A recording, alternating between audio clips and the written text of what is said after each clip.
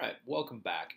So, the topic of this mini lecture is the United States in World War I, particularly the U.S. military. Now, there's a lot that can be said for the U.S. military during the First World War or the Great War, but what we're going to try to do is talk about five things that you should know or think about as you start understanding what was done in order for the Allies to be able to achieve victory by November 11th, 1918. So the first would be command. So the American Expeditionary Force, or the AEF, was commanded by a man by the name of General John Pershing. Now, General John Pershing had been in the Army for a number of years. This was someone who was noted for his ability to haze some of the younger cadets and trainees and this kind of thing, but was someone who was also known for his martial discipline.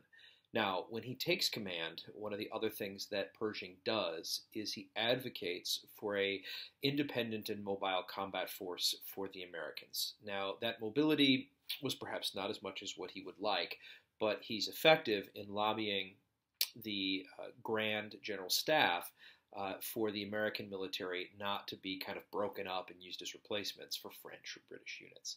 So this was a good thing. Secondly, another individual or thing to know would be Alvin York. Now, Alvin York is probably the most known enlisted soldier from the United States during the First World War. There's a couple of reasons for this. Rightly so, he was honored with the Medal of Honor for his actions in the war, for killing a number of German soldiers and taking dozens and dozens prisoner. Now, perhaps he's more known, though, because of the fact that about 2 decades later there was a movie made about him starring Gary Cooper.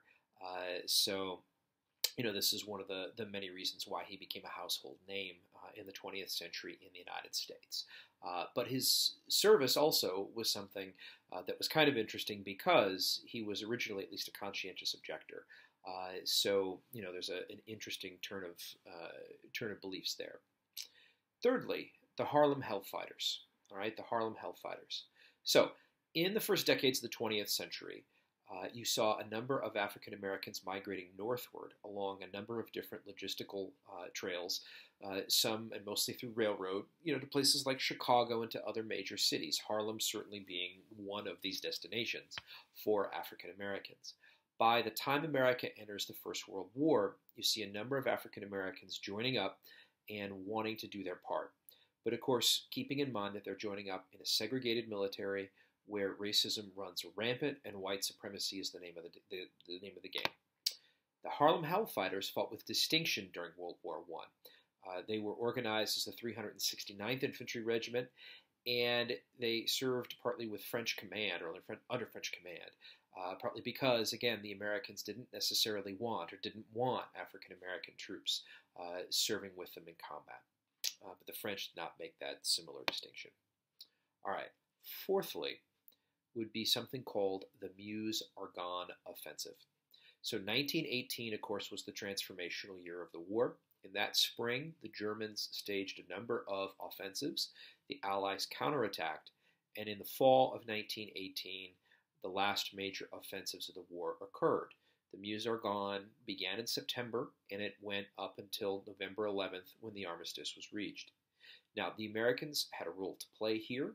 By the time we get towards the tail end of the war, they're making up somewhere between 25 and 30% of the troops in the trenches on the Western Front. So they have a role to play in helping to repel these German advances and going on the offensive. Fifthly would be the Spanish flu. Now, the Spanish flu didn't originate in Spain.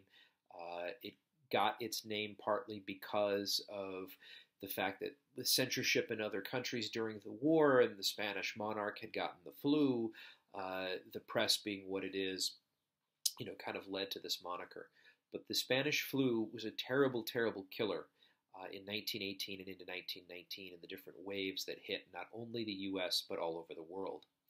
You have between 50 and 100 million people globally who will die because of the flu. And the flu, of course, hit both sides during the First World War. And so you have a number of American soldiers in the late fall of 1918, right, October, when the deadliest wave is hitting, who are walking off the line partly because they've got the flu. They've got this flu.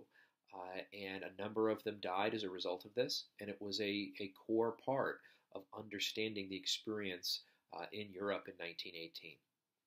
All right, thank you very much.